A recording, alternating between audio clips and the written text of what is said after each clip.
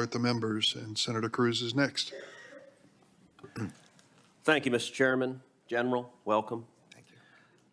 As you know, as I observed at your confirmation hearing, you had built a long record on the Federal Court of Appeals and a reputation of being relatively nonpartisan. And so I had hopes that your tenure as Attorney General would continue that record.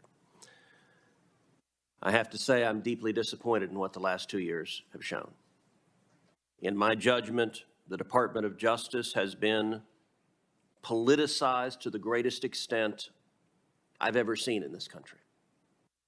And it has done a discredit to the Department of Justice, to the FBI, and to the administration of law in this country.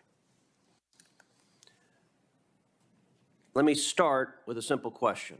General Garland, is it a federal crime to protest outside of a judge's home with the intent of influencing that judge as to a pending case? The answer to that is yes, but I also want to at least respond to your characterization of the department, which Sure. I vigorously disagree with. I believe the men and women of the department pursue their work every single day in a nonpartisan and an appropriate General way. Garland, there are thousands of men and women who do that. And I'll tell you, I hear from prosecutors at the Department of Justice. I hear from agents at the FBI who are angry that it is treated as the enforcement arm for the DNC instead of upholding the law in a fair and even-handed manner. So you are right. There are thousands of men and women that are doing the job, but it is the political leadership that you're responsible for. So you just said, yes, it's a crime to protest at the home of a judge. Same goes for jurors, by the way, with the intent of influencing a case. But in the wake of the leak of the Dobbs decision, when rioters descended on the homes of 6 Supreme Court justices, night after night after night, you did nothing. The department did nothing. When extremist groups like Ruth Sent Us and Jane's Revenge openly organized campaigns of harassment at the homes of justices, you sat on your hands. When these same groups posted online information about where the justices worship, or their home addresses, or where their kids went to school, you again sat on your hands and did nothing. Your failure to act to protect the safety of the justices and their families was an obvious product of political bias. You agree with Roe versus Wade. You disagree with the Dobbs decision. And the Department of Justice under this president was perfectly happy to refuse to enforce the law and allow threats of violence. And as you know, those threats finally materialized with Nicholas Roski, a 26-year-old man from California who traveled across the country, was arrested outside the home of Justice Kavanaugh, armed with a handgun, a knife, and burglary tools. And he said he came there to kill Justice Kavanaugh because he was enraged by the leaked opinion. Now, of course, you're prosecuting that individual for attempted murder, but did you bring even a single case to enforce this law, or did the Department of Justice decide this law doesn't apply if it's harassing justices for an opinion we don't like?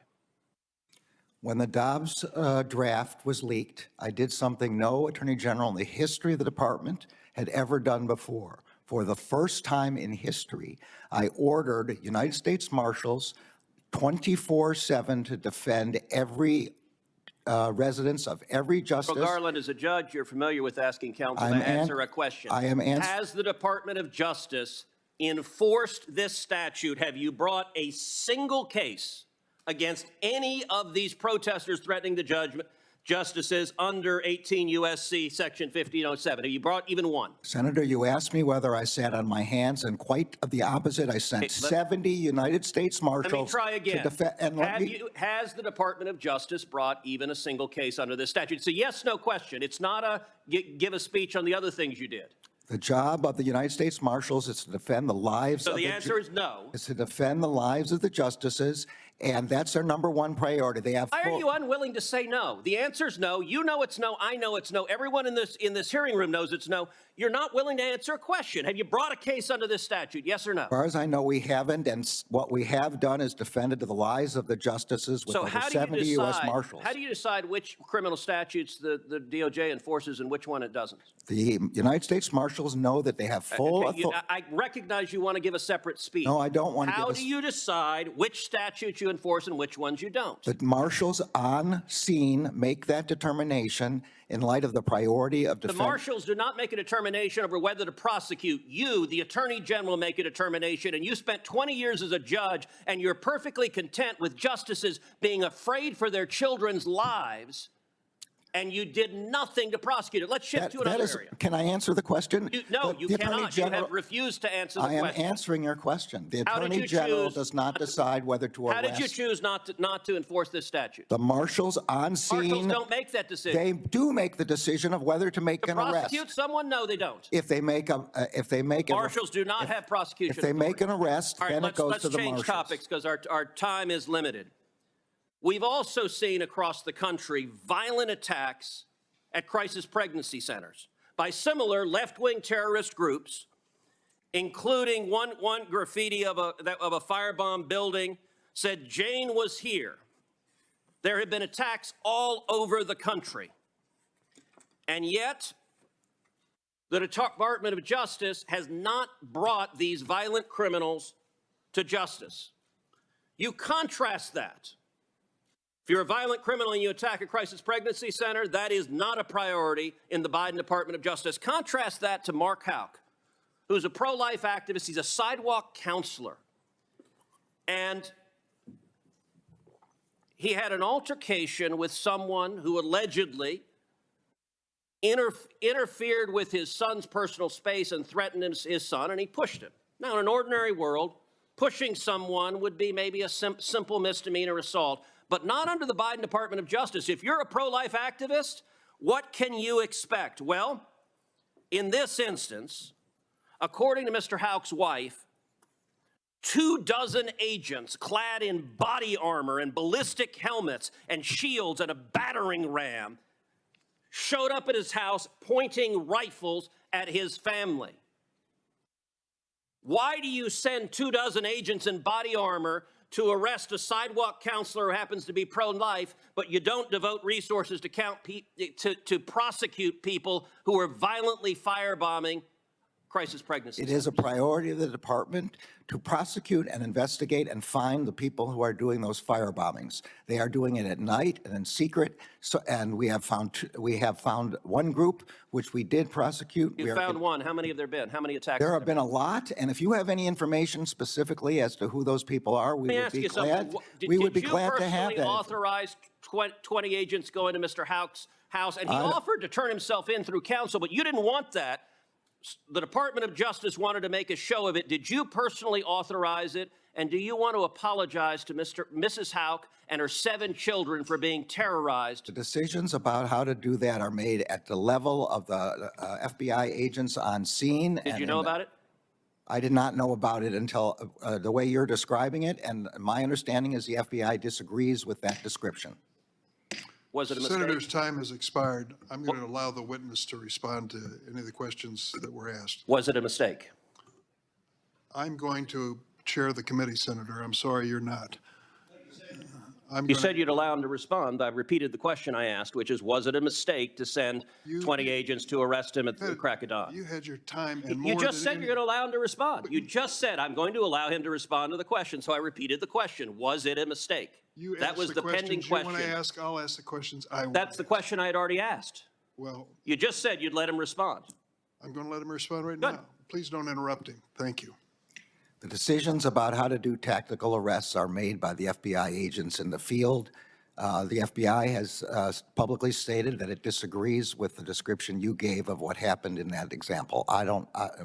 That's the best I can answer. At this point, we're going to go to Senator. Our department protects all religions and all ideologies. It does not have any bias against any religion of any kind. Well, you could have surprised me, because given the resources that you are expending and the apparently intelligence assets that you are deploying against Catholics, it appears, and other people of faith, while simultaneously turning a blind eye while people are executed gang style in the streets of our cities, including in my home state, your answer frankly surprises me. Let's talk about the Mark Houck case, for example. You've been asked about this already today, and frankly, your answers really astound me. This is a case where a Catholic pro-life demonstrator, father, was accused of disorderly conduct in front of an abortion center. The local prosecutor, the Philadelphia district attorney, who is a Democrat, a liberal, very progressive, declined to prosecute. There was a private suit that got dismissed. And then after all of that, your Justice Department sent between 20 and 30 armed agents in the early morning hours to the Houck's private residence to arrest this guy after he had offered to turn himself in voluntarily. Here's the photo. Once again, you can see the long guns, you can see the ballistic shields, you can see that they're wearing bulletproof vests. Why did the Justice Department do this? Why did you send 20 to 30 SWAT-style agents and a SWAT-style team to this guy's house when everybody else had declined to prosecute and he'd offered to turn himself in? Determinations of how to make arrests under arrest warrants are made based by the tactical operators in the district. They are not. But you surely looked into it by this point, right? You know the answer, surely. All I know is what the FBI has said, which is that they made decisions on the ground as to what was safest and easiest. So they do not agree with your description of what happened on the scene. You don't agree with my description. I'm pointing out what the photo is. There are agents here who have long guns and ballistic shields. Let's take a look at the hardened criminals that your Justice Department sent these armed agents to go terrorize on that morning. Here they are at Mass. Here's the 7 children with Mr. Houck and his wife. In this early morning, they were all at home. Mrs. Houck has said repeatedly the children were screaming. They feared for their lives. You got these agents demanding that he come out. They've got the guns, she said, pointing at the house and at them. He has offered to turn himself in. And this is who you go to terrorize. What's really interesting to me is this seems to directly contradict your own memorandum about the use of force at the Justice Department. You say officers may use only the force that is objectively reasonable to effectively control an incident. Are you telling me that in your opinion as Attorney General, it was objectively necessary to use 20 or 30 SWAT-style agents with long guns and ballistic shields for these people? What I'm saying is that decisions about how to go about this were made on the ground by FBI agents. So you're saying you don't know? I'm saying what I just said. Which is that you're abdicating responsibility? I'm not abdicating Then responsibility. give me the answer. Do you think, in your opinion, you are the Attorney General of the United States? You are in charge of the Justice Department. And yes, sir, you are responsible. So give me an answer. The FBI does not agree with your description. I'm not asking about the FBI. You are the Attorney General. Give me your answer. Do you think that it was objectively reasonable and they followed your guidelines in sending 20 to 30 armed agents to terrorize these people? Yes or no? The facts I have, which are those presented by the FBI, are not consistent with your description. So you think it was reasonable? I'm saying the facts are not as you describe. What, that the children weren't there? That there weren't long guns there? That there weren't agents? What do you dispute? What's the factual premise you dispute? Be FBI specific. said they don't agree with your description of Be specific. They don't agree with what? of how many agents, of the agents who were there, and of what their roles were. They don't agree. Do you know the That's all I can jury say. in this case acquitted Mr. Houck? As I'm sure you're aware. Do you know how long it took him? I am aware, and we respect the decision of the jury. Do you know how long it took him? I don't know. 1 hour. 1 hour. Philadelphia District Attorney declines to prosecute. The private suit's dismissed. You use an unbelievable show of force with guns that I just note liberals usually decry. We're supposed to hate long guns and assault-style weapons. You're happy to deploy them against Catholics and innocent children. Happy to. and then you haul him into court and a jury acquits him in 1 hour. I just suggest to you that that is a disgraceful performance by your Justice Department and a disgraceful use of resources. I notice a pattern, though. The FBI field office in Richmond on the 23rd of January of this year issued a memorandum in which they advocated for, and I quote, the exploration of new avenues for tripwire and source development against traditionalist Catholics, it's their language, including those who favor the Latin Mass. Attorney General, are you cultivating sources and spies in Latin Mass parishes and other Catholic parishes around the country? No, the Justice Department does not do that. It does not do investigations based on religion. I saw the document you have. What'd you do about it? It's appalling. It's appalling. I'm in complete agreement with you. I understand that the FBI has withdrawn it, and it's now looking into how this could ever have happened. How did it happen? That's what they're looking into. But I'm totally in agreement with you. That document is appalling. I'll tell you how it happened. This memorandum, which is supposed to be intelligent, cites extensively the Southern Poverty Law Center, which goes on to identify all of these different Catholics as being part of hate groups. Is this how the FBI, under your direction and leadership, is this how they do their intelligence work? They look at left-wing advocacy groups to target Catholics? Is this what's going on? I mean, clearly it is. How is this happening? The FBI is not targeting Catholics, and as I've said, this is an inappropriate memorandum, and it doesn't reflect the methods that the FBI is supposed to be using. It should not be relying on any single organization without doing its own work. Let me just ask you, as my time expires here, a very direct question. How many informants do you have in Catholic churches across America? I don't know, and I don't believe we have any informants aimed at Catholic churches. We have a rule against investigations based on First Amendment activity, and Catholic churches are obviously First Amendment activity. Well, but I don't know a specific answer to your question. You don't know the specifics of anything, it seems, but apparently on your watch, this Justice Department is targeting Catholics, targeting people of faith, specifically for their faith views. And Mr. Attorney General, I'll just say to you, it's a disgrace. Senator Coons? Thank you, Chairman Durbin. Thank you, Attorney General Garland, And your for role your in leadership of the causing that department. crisis. Asylum traditionally is reserved for people who face things like religious persecution, persecution for their political beliefs, or violence because of their race or ethnicity. In June of 2021, you changed the department's asylum rules so that it could apply to individuals with significant gang violence in their home country. Is that 2021 interpretation still in place? It is. It reinstates a previous interpretation that the department had of the same asylum rules, yes. Okay. Do you know the most recent murder rate in Honduras? I'm sure it's enormously high. It's 36 per 100,000 people. What about Colombia? I don't know. 23 per 100,000. Guatemala? Again, I don't know, but I believe it's quite high. 17 per 100,000. What about Mexico, right across our southern border? I also think it's very high. 28 per 100,000. So I have to say, since you rewrote the rules of asylum based on the perceived degree of violence in these countries, I'm a little surprised you didn't know those, but let's look a little bit closer to home. Do you know the murder rate in New Orleans last year? I don't, but I want to be clear, this wasn't based on violence. This is based on threats specifically to individuals, on gangs, where the country was unable to protect the person. That's what it was about. It wasn't about violence in general. Well, okay, well, you're partly responsible for protecting Americans, so let's see, Honduras' government can protect its own people except for 36 out of every 100,000 for murders. Guatemala, 17 out of every 100,000. The murder rate in New Orleans last year was 70 for every 100,000. What about St. Louis? Again, it's very high. I think. 68 per 100,000. What about Baltimore? Also very high. 58 per 100,000.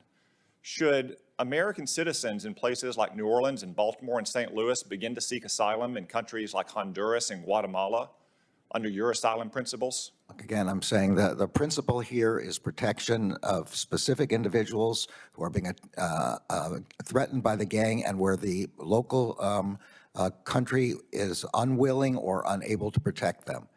So is the United States government and the city governments of St. Louis and Baltimore and New Orleans unwilling or unable to protect its own citizens? I don't believe they're unwilling. They're doing everything that they can. We're supporting them in every way they can.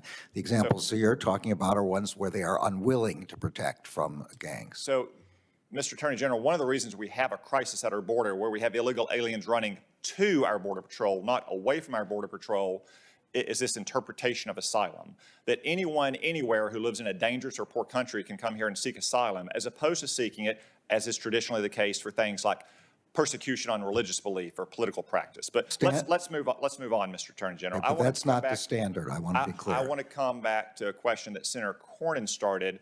Your unprecedented memo in December of 2020 to direct your prosecutors not to pursue the most serious, readily provable offense.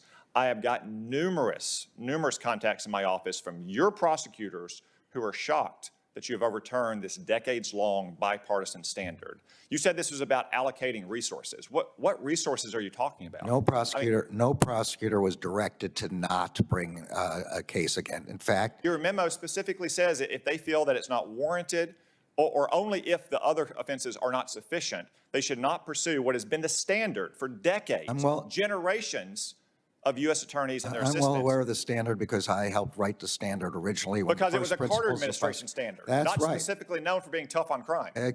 Well, it was the first time the principles of prosecution were reduced to a book which explained what they were. It was included in it. Every assistant U.S. attorney is able to use their discretion to bring these kinds of cases. No one's being directed to not do anything. You specifically said that they should not pursue the most serious, readily provable offenses in cases where mandatory minimums are present because it's not warranted. You specifically said that. But I said... What does mandatory mean? I'm trying to say that... Does it mean that prosecutors get a choice not to pursue it if we write the law in that way? The memorandum said that cases of violent crime, which is specifically what you're asking me, are ones where, in fact, it's most likely that they should be bringing the highest and mandatory minimums. Is it your assertion here that drug trafficking is not a violent crime? No, it's and built also, on an entire foundation and edifice of violence. Yes, and it includes an exception in the same memorandum we're talking about for significant drug trafficking as well as for violent crime. That's right. Let's get your specific answer. I wrote it down here. I was so surprised by it. You said to Senator Cornyn, this is about allocating resources. Yeah. What resources are we allocating? If one of your assistant U.S. attorneys has some criminal lowlife who could be charged with 12 offenses, but they don't charge the two most serious readily provable offenses because of your memorandum, they're still charged with 10 offenses. They have to go to a grand jury. They have to go to trial. They have to have a pre-sentencing report. They have to have a sentencing hearing. How is that conserving resources that you don't charge them with the most serious readily provable offenses that would lock these lowlifes up for the longest time possible? The lowlifes that you're worried about and have expressed worried about, the large drug traffickers, the violent criminals, they are to be charged to the max. I ask again, what resources were you talking about? You said to Senator Cornyn specifically it was about allocating resources. What resources?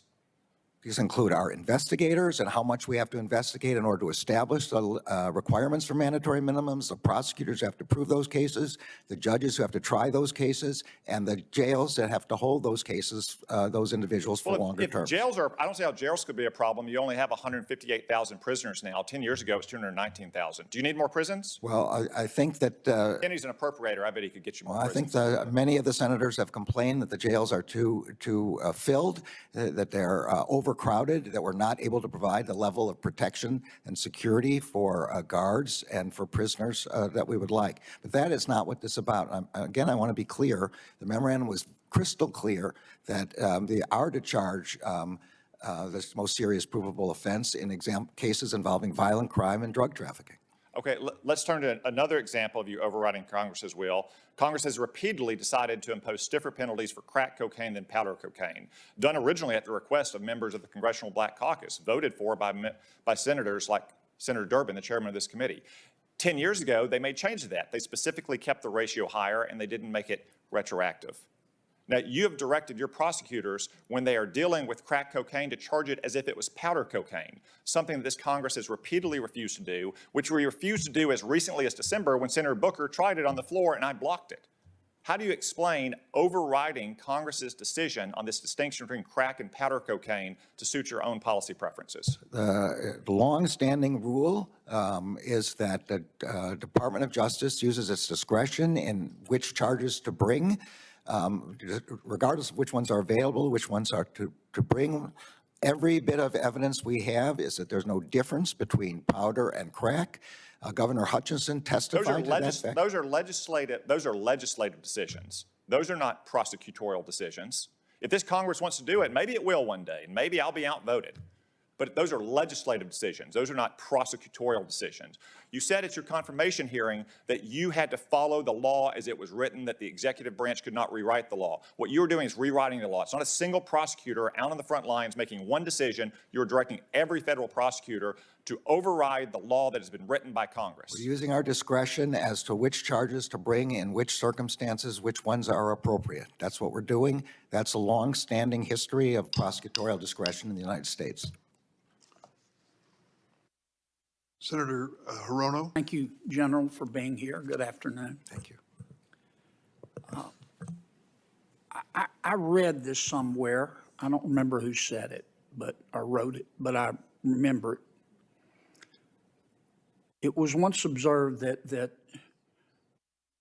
a parent who stops loving their children, if a parent stops loving their children, the children will not stop loving the parent.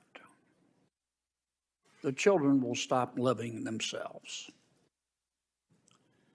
I know we can agree that we should encourage parents to be involved in their kids' lives.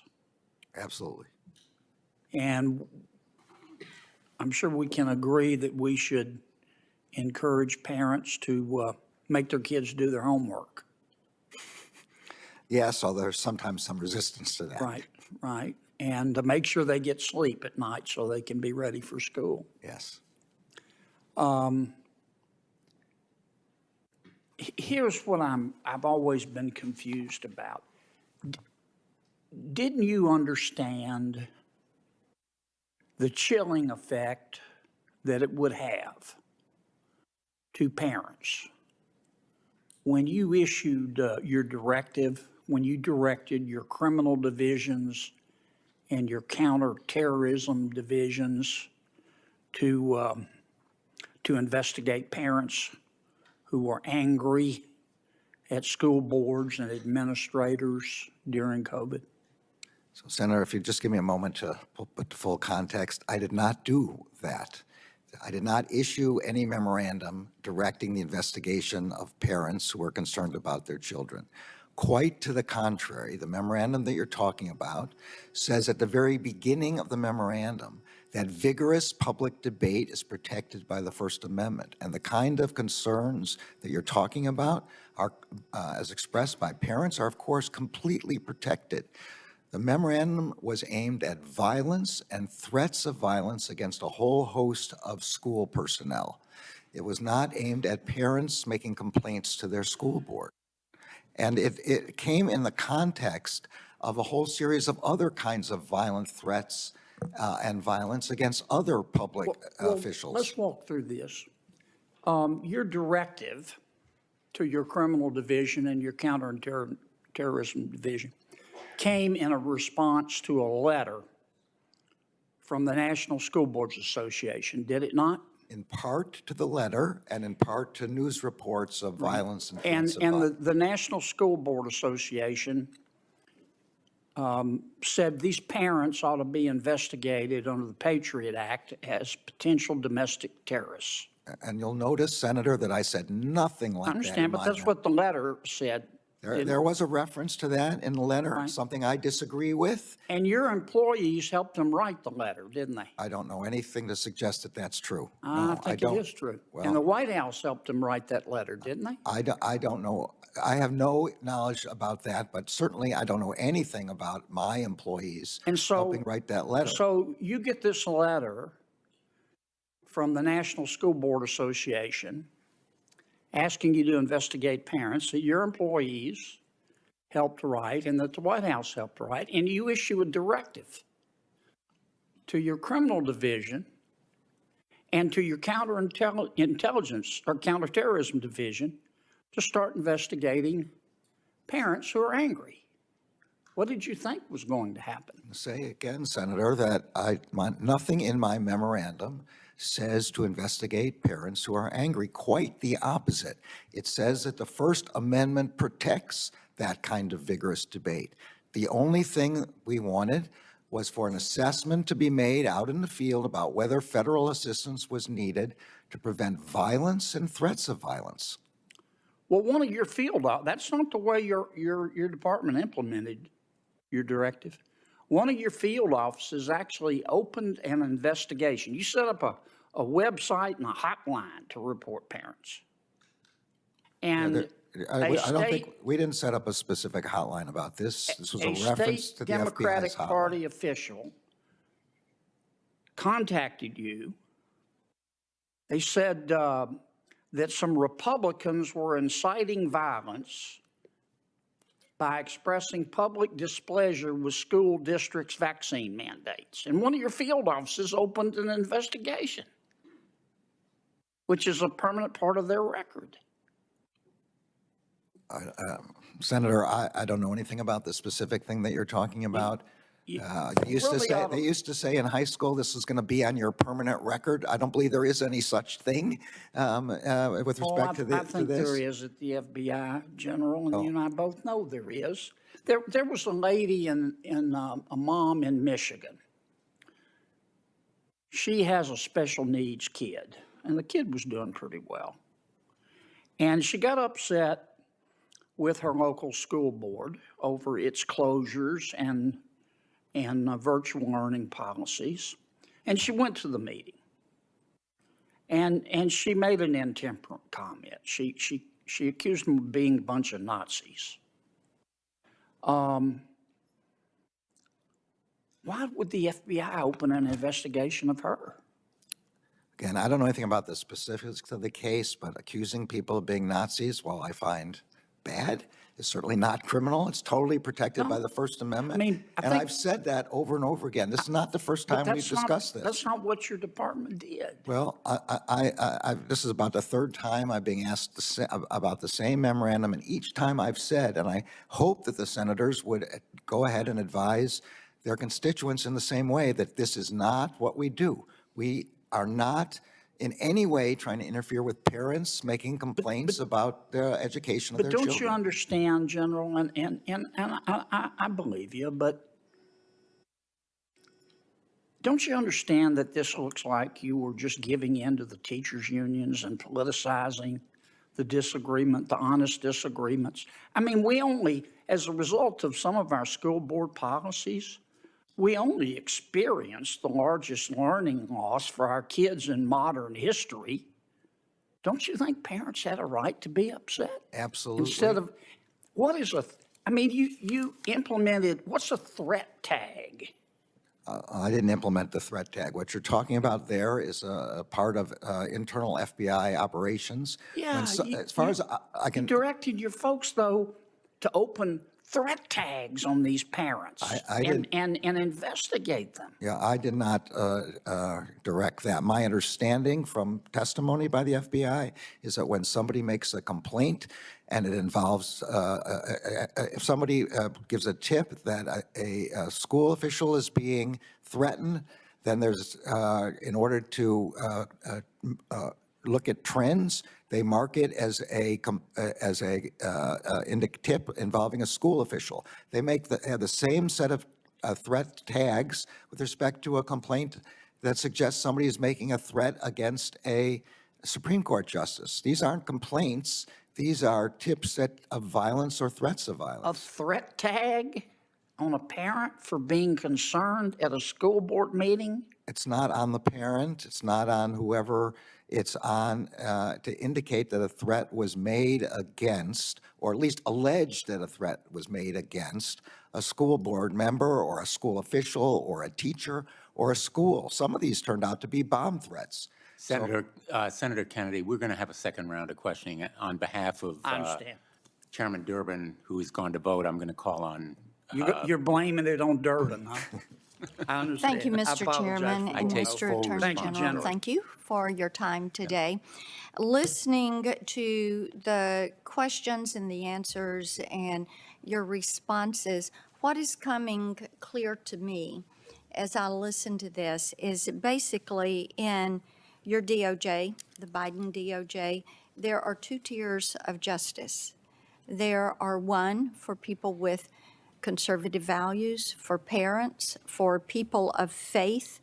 And then there is another tier of justice that applies to the Washington liberal elites, political elites. And what I want to do is dig down a little bit on how you and the department have applied this discretionary form of justice. It's something that concerns Tennesseans, and when I'm across the state, we have 95 counties. I visit each of them every year. And Mr. Attorney General, that comes up quite a bit.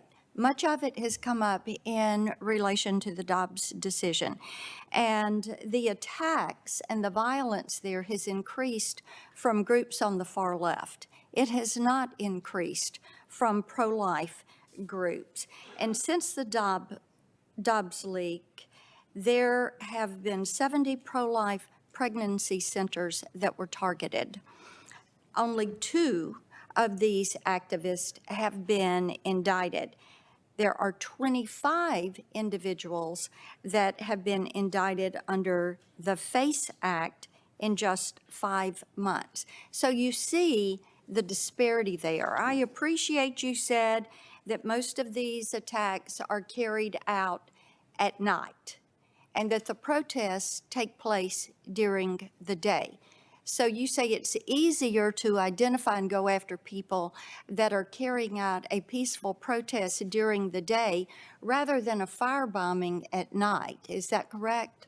Yeah, if I could just say, I wish you would assure your constituents in all the counties that the Justice Department does not treat people in the way that Okay. is described. Well, then let's- We treat like cases alike. We do not have one view. Okay, then let's talk about a specific case in Tennessee, the Hope Clinic. Are you familiar with that? I'm not familiar with it Okay, the Hope specifically. Clinic for Women is a pregnancy resource center in Nashville. And currently, you have gone out of your way to prosecute 11 individuals in Tennessee under the FACE Act. And are you aware that this clinic was the subject of an attempted firebombing with a Molotov cocktail? So we are very concerned about these kind of firebombings, and I agree with you, they're happening around Okay. the United States. The FBI has put its resources into this. We are investigating it in every way. We've offered rewards for anyone who Then has let's information. talk about how these groups get classified. When we talked about the way parents of children were treated, and because they were concerned over what was being taught in schools, Senator Kennedy just went through that with you. You applied domestic terrorism as a term in couching that activity. Now, under federal law, which you have cited, this is how you term domestic terrorism, and I'm quoting, activities that involve acts dangerous to human life that are a violation of the criminal laws of the United States or of any state. So under that definition, would you agree that firebombing a crisis pregnancy center constitutes an act of domestic terrorism? I would say yes, but I want to again disagree with your earlier characterizations. There was no memorandum about parents complaining to their school boards, and there was. Talking about firebombing pregnancy I centers understand, now. and there was no reference in that memo to would using agree domestic that terrorism. Firebombing Where it said, a yes, firebombing where domestic terrorism. it's at least domestic violent Okay, extremism. so then let's talk about the far-left group Jane's Revenge, because they claimed responsibility for that. They went so far as to spray paint their name on the wall. So do you intend to prosecute them? We intend, if we find them, to do that. There is a Oh, so you can't find them? if you have information about those groups, we Well, would be happy to. that is your job. That's right, and we go are after putting heavy resources into this. We have found a group Say that's, they're a domestic terrorist organization. I would say it depends on, Revenge. it depends on the people. Who took credit for this, spray painted their name on the wall. We have- Let me we have- ask you a couple of questions before my time runs out. We've talked a little bit today about the targeting at the justices' homes. Have you released any type of memorandum that explicitly condemns the acts of intimidation outside of the Supreme Court justices' homes? I have directly instructed the Marshal Service to send over 70 United States Marshals to prevent acts of violence and threats of violence outside those. Memo. I don't need to do a memo because I spoke directly to the marshals about this topic. All right. Have you watched any of the footage of the protesters outside the justices' homes? Unless I caught it on the news, I haven't specifically watched it. Are you investigating any of those individuals? You said, you know, you investigate protesters because they do their activity in the light of day. And most of the firebombings and things take place at night, but I would think the FBI knows how to investigate crimes. As that I take place at explained, night. our principal responsibility here is to protect the lives of the justices. We've put United But you States, haven't watched any of that footage.